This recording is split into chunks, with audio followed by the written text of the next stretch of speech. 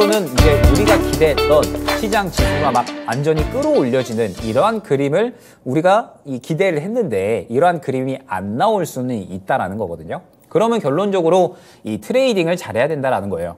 앞서서 말씀드렸던 뭐 인상가나 뭐 보라티알처럼 이런 이제 수급이 잘 들어가는 종목들이 있잖아요.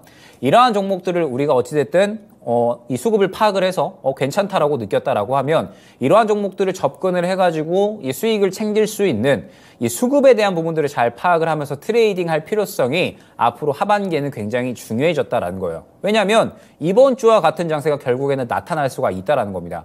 이번 주 시장 지수 자체는 안 올라갔고 무언가 이 박스권에 갇혀 있는 것 같은데 그럼에도 불구하고 종목들의 이 순환은 잘 나왔거든요. 그런데 이러한 장세가 결론적으로는 나타날 확률이 계속해서 높다라고 보고 있기 때문에 지금 이러한 이번 주 장세에 익숙해지지 않으면 하반기에도 마찬가지로 수익 보기는 약간 힘들어질 수가 있다라는 겁니다. 그러면 뭐 너는 이제 매매를 좀 활발하게 했냐라고 이제 생각을 하실 수가 있겠죠. 뭐 결론적으로 저는 이번 주에는 매매를 열심히 했던 것 같아요. 뭐 일단은 제가 워낙에 에코프로는 많이 강조를 드렸었으니까 다시 한번 이제 뭐 말씀을 드려보면 제가 에코프로 같은 경우에는 이 지지라인에서는 굳이 접근할 필요가 없다라고 말씀을 드렸었죠. 그때 당시에 뭐라고 말씀을 드렸냐면 에코프로는 고점에서 2번 차익 실현이 나왔기 때문에 결론적으로 지금은 이 순환을 거치고 나서 잠시 숨고르기 구간에 진입을 한 겁니다라고 말씀을 드렸습니다. 그러면 숨고르기 구간에 진입을 했기 때문에 시장의 흐름에 따라서 이탈하면서 골을 파고 올라올 수도 있는 거고 바로 다시 올라갈 수도 있기 때문에 지금 이 단순히 지지한다라고 해가지고 접근할 필요는 없다라고 말씀을 드렸죠. 언제 접근을 해야 되느냐? 수급이 들어갈 때 접근을 해야 결론적으로 시장의 관심을 받는 타이밍에 접근을 하는 것이기 때문에 우리가 기회비용도 손실 없이 수익을 충분히 볼 수 있고 이 수급을 확인하고 나서 접근을 해도 늦지 않다라고 말씀을 드렸죠. 그래서 제가 그때 실질적으로 여러분들에게 드렸던 말씀들 그대로 제가 이 수급 하고 나서 그 다음날에 바로 접근을 했었죠. 6월 8일에. 그리고 6월 8일 접근했었던 단가 기준 16% 정도까지는 상승이 나왔었습니다. 그러면 지금 현재 이 에코프로 같은 경우에는 어떻게 해야 되느냐? 차익 실현 고점에서 이 고점 못 뚫어줬잖아요. 그러면 이 고점에 대한 부담이 굉장히 큰 거기 때문에 이 정도 구간에서는 이제 차익 실현을 하는 거죠. 그리고 지지받고 다시 수급 들어갈 때까지 기다리는 겁니다. 이런 이제 이 트레이딩에 대한 부분이 여러분들은 어느 정도 익숙해지셔야 된다라는 거죠. 그러면서 이제 뭐 다른 종목들 이번 주에 이제 6월 14일이니까 이틀 전 수요일이죠. 수요일에 이제 폴라리스 오피스라는 종목을 또 매매를 했어요. 폴라리스 오피스가 뭐 결론적으로는 최근에 수급 괜찮았죠. 그래서 이날 당일에 올라갈 때 데이 트레이딩으로 접근을 했었던 거고 3,380원 이하에 그날 당일에 접근을 했었으니까 고점 기준 12% 정도의 수익률이 나와줬다라고 생각을 해주시면 됩니다. 앞에 매물 구간 다 소화를 해줬기 때문에 고점 뚫어주느냐 아니냐만 보고 나서 수익에 대한 부분을 결정 지으면 됐었던 그러한 종목이었죠. 그래서 결론적으로 이번 주에 이 종목도 접근을 했었고 그 다음에 뭐 어제 같은 경우에는 대한제당 저점에서 또 수급 꾸준히 들어오고 있었죠. 그러면서 지금 현재 이 설탕 품귀 현상 마찬가지로 지속되고 있다고 했잖아요. 소금뿐만 아니라 설탕도 지금 굉장히 품귀 현상이 지속되면서 지금 가격 계속 올라가고 있죠. 그래서 가장 대표적인 대한제당 봤더니 이거 마찬가지로 이 수급 괜찮더라. 그러면서 이제 어제 당일에 바로 접근을 한 거예요. 대한제당. 바로 이제 당일 4% 정도 나와줬죠. 그 다음에 어제 하나 더 했습니다. DB. DB 같은 경우에도 마찬가지로 최근에 이 강성부 펀드 들어간다라고 하면서 결론적으로 수급이 또 형성이 됐었죠. 그래서 어제 이 또 올라갈 만한 구간이 또 된 거예요. 그래서 어제 또 접근했고 바로 당일 4% 정도. 어제는 두 종목 약수익 챙겨가지고 또 마찬가지로 수익을 챙겼다라고 생각을 해주시면 됩니다. 그러면 저는 이번 주에 월요일, 화요일에는 CPI랑 FOMC 있으니까 살짝 조심해보자라고 이제 생각을 한 거고 수요일, 목요일 보니까 이거 괜찮을 것 같은데 시장 이거 트레이딩 하기 좋을 것 같은데 라고 생각을 해서 적극적으로 한 겁니다. 그리고 오늘 되니까 오늘은 금요일이니까 오전에 괜찮은 거 없으면 패스하자라고 생각을 한 거고 괜찮을 것 같기는 해요. 시장이 앞으로 괜찮을 것 같기는 한데 오늘은 일단 어찌됐든 금요일이고 오전에 뭐 굳이 없으면 패스하자라는 생각으로 이제 매매를 패스를 했거든요. 그래서 이번 주에 저는 한 3종목 정도를 이제 매매를 한 거고 뭐 저번 주에 이제 에코프로 같은 경우는 굉장히 좋은 결과가 나와줬었고 그래서 결론적으로 저는 이제 이 다음 주 넘어가서도 매매를 굉장히 좀 적극적으로 해야겠다라고 생각을 하고 있습니다. 시장이 나쁘지 않을 것 같기 때문에. 그러면서 여기서 이제 하나 정도 더 이제 이야기를 해보면 제가 또 이번 주 수요일 날에는 티웨이 항공을 또 얘기를 했었어요. 티웨이 항공. 이때 당시에 아마 생각을 조금 하셨던 분들은 갑자기 왜 또 뜬금없이 항공주냐라고 이제 또 생각을 하셨을 것 같아요. 그런데 제가 수요일 날에 시장이 좀 빠졌었잖아요. 그런데 이 수요일 날에 시장 전체적으로 종목들 보니까 수급이 들어온 쪽이 결론적으로 항공주였다라고 제가 판단을 한 겁니다. 그래서 제가 이번 주 수요일 날 밤에 티웨이 항공을 말씀을 드렸던 거거든요. 항공주 이야기하면서 항공주들 지금 전체적으로 워낙에 실적 개선에 대한 기대감도 있고 뭐 하반기에도 이러한 기대감이 이어질 것 같아서 나쁘지 않을 것 같다. 그래서 이제 수요일 날에 말씀을 드린 거고 그러다 보니까는 결론적으로 그대로 오늘까지 상승이 다 나와준 거죠. 제가 목표가를 그렇게 크게 안 보고 한 3,500원 정도 본다라고 말씀을 드렸는데 바로 목표가 터치 해줬죠.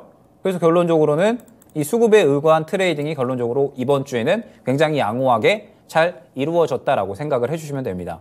그러면 이 티웨이 항공을 아마 알고 계시는 분들은 알고 계실 거예요. 제가 예전에 이제 이상형 월드컵 할 때도 그렇고 항공주는 단 한 번도 좋게 말씀드린 적이 없어요. 왜냐하면 재무 구조가 여전히 안 좋은 상황이기 때문에 항공주는 저는 좋게 말씀드린 적이 단 한 번도 없거든요. 그런데 왜 티웨이 항공을 말씀을 드렸느냐? 결론적으로 지금 수급이 너무 잘 들어왔잖아요. 수급이 너무 잘 들어왔기 때문에 이거 수급에 의거해서 한 번 더 가겠다라고 판단을 해서 제가 티웨이 항공도 마찬가지로 들고 온 거예요. 수요일 날에. 접근한 종목들 다 마찬가지입니다. 수급에 의거해서 이 에코프로마저도 저는 수급에 의거해서 접근을 했어요. 그러면 지금 이제 이러한 종목들을 봤을 때 결론적으로 여러분들은 충분히 앞으로 여러분들도 수급을 보면서 트레이딩을 할 수 있다라는 거죠. 제가 많은 것들을 보는 게 아니잖아요. 그러면 여러분들도 이 수급을 통해서 충분히 종목들을 골라갈 수가 있다라는 거고 이거 제가 봤을 때 다음 주에도 충분히 좋은 분위기가 이어질 수 있을 것 같다라고 저는 생각이 드는 거죠. 그러면서 제가 이제 저번 주에 이렇게 이제 말씀을 드렸었어요. 뭐라고 이제 말씀을 드렸냐면 이제 실질적으로 3분기 넘어간다라고 봐야 돼요. 6월달 지금 뭐 이 중순 지나갔으니까 다음 주 되면 이제 뭐 6월 말이라고 봐야죠.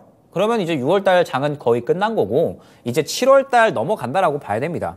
7월달로 넘어가면 이제 3분기로 넘어가는 건데 3분기에는 말씀드렸듯이 업황, 이 실적이 개선될 것이다 라고 이제 이야기되는 업황, 업종들이 굉장히 많기 때문에 이제 이 종목들 매매를 조금 준비를 해야 돼요. 그런데 이번 FOMC 결과 보고 이번 주에 시장 양상을 봤더니 시장 유동성 자체는 제한적일 수가 있다라고 저는 생각이 들어요. 시장이 쭉쭉쭉 치고 올라간다라기보다는 무언가 어느 이제 이 박스권 고점에 도달을 하면서 계속해서 좀 왔다 갔다 할 것 같다라는 느낌은 분명하게 듭니다. 그런데 사실 이제 이 종목들을 봤을 때 매매하기에는 굉장히 좋은 장세다라고 생각을 했거든요. 왜 그렇냐라고 하면 잠깐 지수를 보고 왔을 때 저는 사실 최근에 이렇게 올라올 때 있잖아요. 올라올 때에는 오히려 그렇게 종목들이 많이 돈다라고 생각을 안 했거든요. 주도주도 부재하고 종목들이 무언가 조금 쭉쭉쭉 치고 나간다? 이 수급에 의거해서 지속성을 보여준다라는 느낌은 없었어요. 그런데 오히려 이번 주 넘어왔을 때에는 지수 자체는 조금 약한데 종목들은 굉장히 좀 잘 돌아준다라는 느낌이 들었거든요. 결론적으로 지금 현재 시장은 유동성 자체는 그렇게 크지는 않은데 이제 종목들이 어느 정도 잘 돌아줄 수 있을 만한 환경은 만들어졌다라는 거예요. 왜? 어찌됐든 금리 동결했잖아요. 어찌됐든 금리 동결했고 지금 5월 달에 나타났었던 악재들 다 반영됐고 지나갔고 6월 달에 굵직한 일정들도 다 지나갔습니다. 그러면 이제 딱히 일정이 없잖아요. 남은 게 7월 말까지.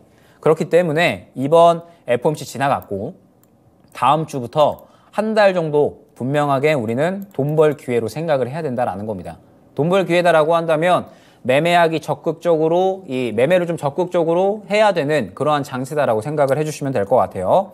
그러면 이제 우리가 이 매매를 좀 적극적으로 하는 데 있어서 어떤 종목을 준비를 해야 되느냐, 어떻게 이제 우리가 조금 매매를 해야 되느냐라고 했을 때 결국에는 오늘 한번 준비를 해보시면 좋을 것 같아요. 주말간에도 한번 준비를 해보시면 좋을 것 같고 수급이 어디로 들어갔느냐 결국에는 지금 오늘 시장 보게 되면 여전히 반도체 쪽은 수급이 좀 괜찮은 것 같고 일부 개별주들에도 여전히 수급은 괜찮은 것 같거든요. 그러면 오늘 그 다음에 한 다음 주 월요일 정도에 추가적으로 수급이 들어가는 종목들을 보게 되면 이 종목군들이 또 다음 주 내내 돌겠구나라고 우리는 파악을 할 수가 있겠죠. 그러면 수급이 어디로 들어가느냐 이 종목군들을 보면서 우리가 이 종목들을 놓치지 말아야 된다라는 겁니다. 그러면서 그 종목들을 항상 패스트 팔로우 전략으로 접근을 해야 된다라는 점. 패스트 팔로우 전략은 아까 말씀드렸던 뭐 에코프로처럼 미리 접근하지 말고 수급이 들어가는 구간을 확인을 하고 나서 그 다음에 이제 접근을 하자라는 전략인 거죠. 그래서 지금 어찌됐든 앞으로의 시장은 분명하게 괜찮을 것 같다라는 겁니다. 그러면 이제 이 부분들을 전체적으로 정리를 해보면 이제 이러한 부분인 거죠. 실적 개선 기대되는 업종들이 많이 있고 지금 주도주 흐름은 사실 여전히 살아있어요. 반도체도 지금 수급 들어와 주고 있죠. 2차 전지 쪽도 지금 사실 다 죽지는 않았어요. 변수가 출현을 하면서 워낙에 크게 급락을 한 거지 대형주들도 아직까지 수급이 살아있다라고 생각이 되고 있고 그 다음에 뭐 아바코 같은 이러한 이제 2차전지 장비 쪽도 여전히 수급은 살아있다라고 생각을 하거든요. 그래서 주도주 흐름은 이제 여전히 살아있기 때문에 변수가 문제됐다 뿐이지 주도주 흐름은 살아있기 때문에 주도주 흐름도 조금 봐야 될 것 같고 그러면서 이번 주 봤더니 개별주들도 굉장히 좀 잘 돌아주니까 여전히 시장은 매매하기 좋은 환경이다라는 겁니다. 그러면 이제 하반기 진입을 하면서 수급이 들어가는 종목군들에 대해서 굉장히 적극적으로 우리가 매매를 노릴 필요성이 있다라고 말씀을 드릴 수가 있는 거죠. 그러면서 이제 제가 몇 가지 예를 가져온 거예요. 지금 현재 이 수급이 들어가는 종목군들 뭐 심택 같은 경우에 오늘 그렇게 강세를 보이고 있지 않기는 하지만 어제 완전히 조금 밀어주는 수급이 나타나줬죠. 그러면 저는 이제 이런 이 흐름을 보면서 심택이 다음 주에 좋은 흐름을 안 보여줄 수도 있어요. 왜냐하면 워낙에 이제 이 심택 같은 경우에는 움직이는 것 자체가 무거운 종목이기 때문에 이 무거운 종목은 사실 크게 움직이지 않을 수 있거든요. 그런데 이 종목을 통해서 반도체 쪽이 수급이 들어가는구나 이런 것들을 파악을 하는 겁니다. 반도체 쪽이 무언가 또 분위기가 생겨나고 있구나.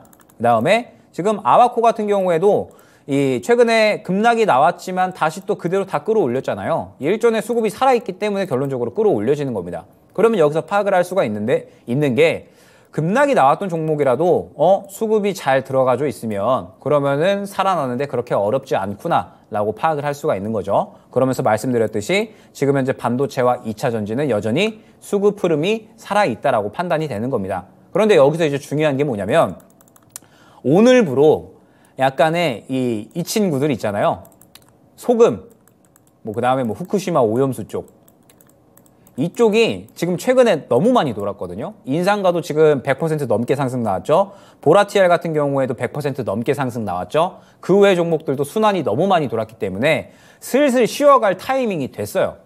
슬슬 쉬어갈 타이밍이 됐다라고 하는 건 이제 여기에서 차익 실현이 나올 수가 있다는 거죠. 그럼 제가 저번 주에 사실 가장 강조드렸던 내용이 뭐였냐라고 한다면 순환이었어요. 순환. 어떤 순환? 수급의 순환이었죠. 우리가 이 수급의 순환의 의미를 항상 생각을 해야 된다라고 제가 여러 번 강조드렸던 것 같은데 결국에는 어떤 종목군들, 어떤 섹터군들이 굉장히 이제 수급을 잘 받으면서 쭉쭉쭉 상승이 나온다라고 쳤을 때 이 종목들이 뭐 일주일, 한 달, 뭐 365일 내내 상승이 나오지는 않습니다.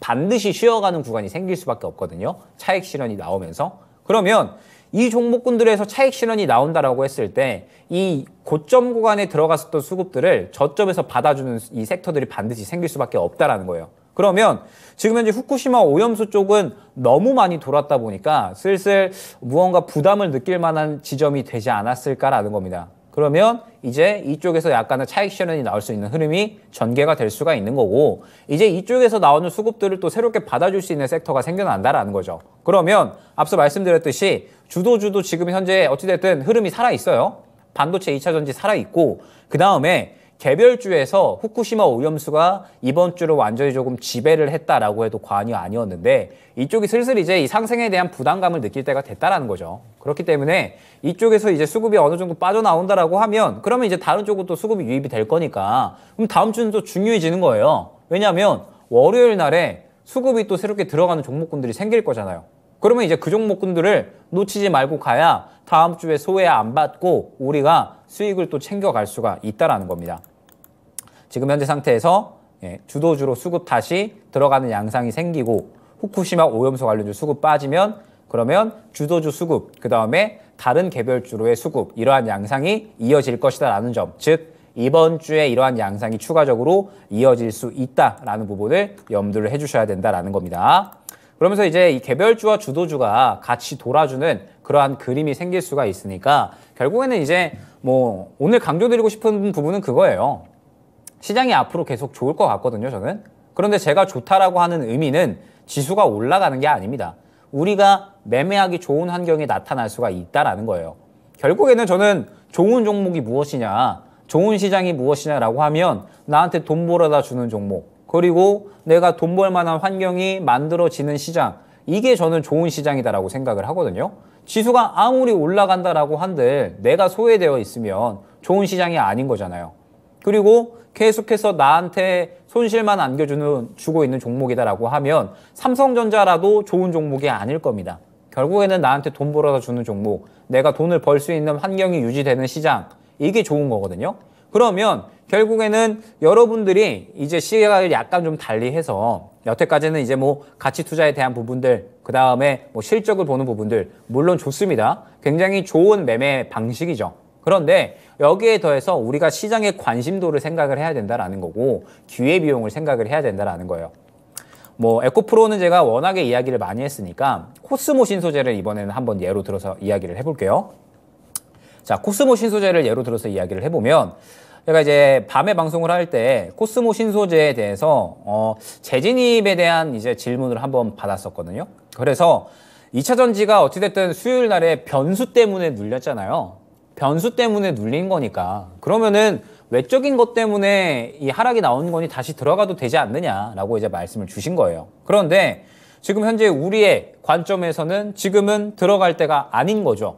왜냐라고 하면 코스모 신소재도 결국에는 같은 움직임입니다. 이전에 보게 되면 저점에서 수급 들어오고 이 수급을 바탕으로 해서 상승이 쭉쭉쭉 나와주는 모습을 보였습니다. 그러다가 수급이 메말라지는 구간이 있었죠. 그러면서 계속 그냥 이 상승이 나온다라기보다는 박스권에서 왔다 갔다 하는 수준의 움직임만 보였습니다. 그러다가 갑자기 눈에 띄는 수급이 들어가는 구간이 확인이 되죠. 그러면서 이 수급에 의거해서 쭉쭉쭉 상승이 나와주는 모습을 확인을 할 수가 있었습니다. 그런데 수요일 날에 어찌됐든 변수가 나오면서 급락을 하게 됐죠. 그러면서 차익 실현이 약간 나온 겁니다. 그러면 지금은 눌렸을지언정 자리를 잡은 건 아니고요. 수급이 다시 들어간 구간이 아닌 거거든요. 그러면 지금 현재 2차 전지 종목들은 결론적으로 어느 정도 자리를 잡아주고 그 다음에 다시 한번 수급이 들어갈 때를 기다렸다가 그때 진입을 해야지 우리가 기회비용을 손해를 안 보고 안 기다려도 된다라는 거죠.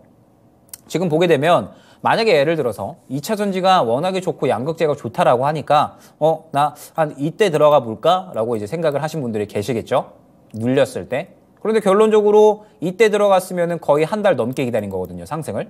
그런데 예를 들어서 제가 에코프로 들어갔었던 그 구간을 한번 보면 에코프로 같은 경우에도 마찬가지죠. 뭐 에코프로 같은 경우에 이 정도 구간이 이제 얘가 될 수가 있을 것 같아요. 결론적으로 이 구간에 들어갔었으면 한 달 넘게 기다렸을 텐데 수급이 들어가는 구간에 들어갔었다라고 하면 우리가 기회비용 손실 없이 빠르게 수익을 보고 나올 수가 있다라는 거죠. 리스크 없이. 지금 보게 되면 코스모 신소재도 결론적으로는 마찬가지예요. 수급이 들어가는 구간에 진입을 했다라고 하면 결론적으로는 기회비용의 손실 없이 빠르게 수익을 보고 나올 수가 있다라는 거고 차익 실현 지점에서 또 빠르게 차익 실현을 볼 수가 있다라는 거죠. 기회비용의 손실 없이.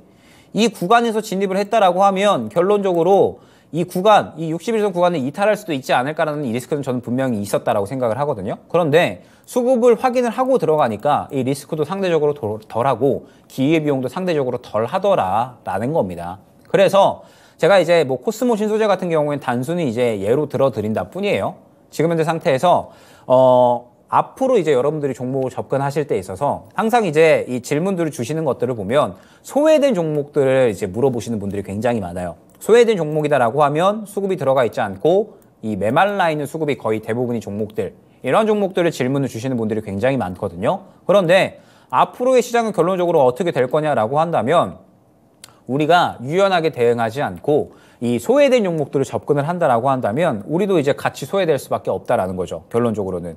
그러면 지금 현재 구간에서 이제 이 7월달 시장이 연출이 될 텐데 제가 앞서 말씀드렸듯이 7월달 시작은 이번 주 장세 같을 확률이 굉장히 높아요. 이번 주 장세다라고 한다면 지수 자체는 굉장히 제한적인 범위 내에서 움직이는데 종목들이 빠르게 도니까 우리가 유연해지지 않고 소외되는 종목들을 건드린다라고 하면 그러면 수익 못 보는 거죠. 결국에는 나도 소외되는 거예요. 시장은 막 움직이고 있는데. 그런데 우리가 조금 더 유연하게 생각을 하고 지금 소금 품귀 현상 그러면서 뭐 인산과 보라텔 같은 관련주들 움직인다. 수급 들어간다. 그럼 이제 이쪽으로 빠르게 접근을 하면 또 우리가 수익을 챙길 수가 있다라는 거죠. 그러면서 제가 이제 저번 주에 한번 이제 이러한 이야기들 그러니까 댓글로 한번 이제 이러한 이제 이야기를 한번 하셨더라고요. 어떤 이제 이야기를 하셨냐면 수급을 보고 나서 들어가는 게 결국에는 이제 뭐 단기적인 트레이딩이 아니냐, 단타 아니냐라고 이제 말씀을 많이 주세요. 그런데 결국에 이제 뭐 저는 단타일 수 있겠죠. 제가 하는 건 거의 이제 뭐 수급 보고 데이 트레이딩을 진행을 하니까. 그런데 제가 뭐 TA항공 같은 경우에도 그렇고 TA항공이 제가 수요일 날 말씀을 드렸고 금요일 날에 수익권으로 목표가 도달을 한 거잖아요. 결국에 이제 이 부분이 무엇이냐라고 하면 수급이 들어가는 구간을 확인을 하는 것이 이 기간적인 부분을 떠나서 관심이 진입이 되는 구간이다라고 저는 생각을 하거든요. 시장에 관심을 받는 구간. 결국에는 종목이 움직이려면 시장에 관심을 받아줘야 돼요. 시장에 관심을 받아주어야지 이 종목이 올라갈 수 있는 힘이 생기는 거거든요. 시장에 관심을 받지 못하면 비단 뭐 한 달이 아니라 반년 기다려야 될 수도 있는 거고 1년을 기다려야 될 수도 있는 거예요. 그런데 우리가 뭐 반년, 1년 보고 주식을 하는 건 아니잖아요. 물론 이제 뭐 투자의 관점에서 배당까지 노리면서 접근하는 종목들은 그러한 기간을 보고 이제 접근하시는 분들이 많다라고 생각을 합니다. 그런데 대부분의 투자자들은 저는 1년, 반년 생각하고 종목 접근한다라고 생각을 하지 않아요.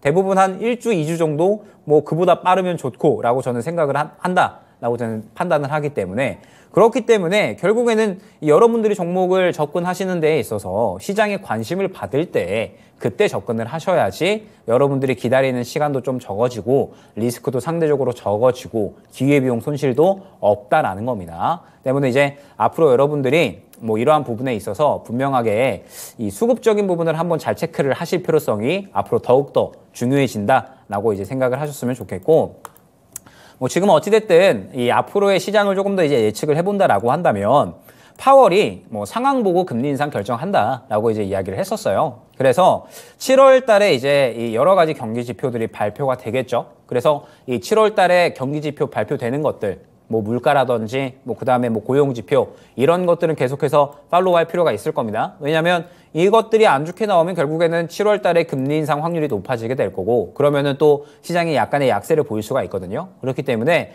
이러한 이 경기 지표 발표에 대한 부분들은 꾸준하게 팔로우할 필요성이 있어 보이고 그러면서 뭐 결론적으로 시장의 유동성 자체는 아직 제한적이니까 소외주를 접근을 하면 같이 소외될 수밖에 없다. 관심을 가져주는 종목들에 접근을 해야 우리가 이번 주의 강세 종목, 다음 주의 강세 종목을 놓치지 않고 수익을 챙겨갈 수가 있다라는 겁니다. 그래서 하반기에는 여러분들이 조금 더 발빠르게 움직일 필요성이 있다라고 생각이 되고 그러면 이제 여러분들이 나는 뭐 이 종목 저 종목 하는 거 못합니다.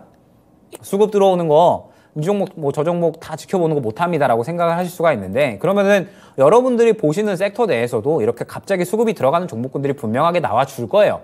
그러면 이제 결국에는 이러한 종목들이 대장으로 움직여 주거든요. 보게 되면 뭐 인상과 같은 경우에는 결국엔 마찬가지잖아요.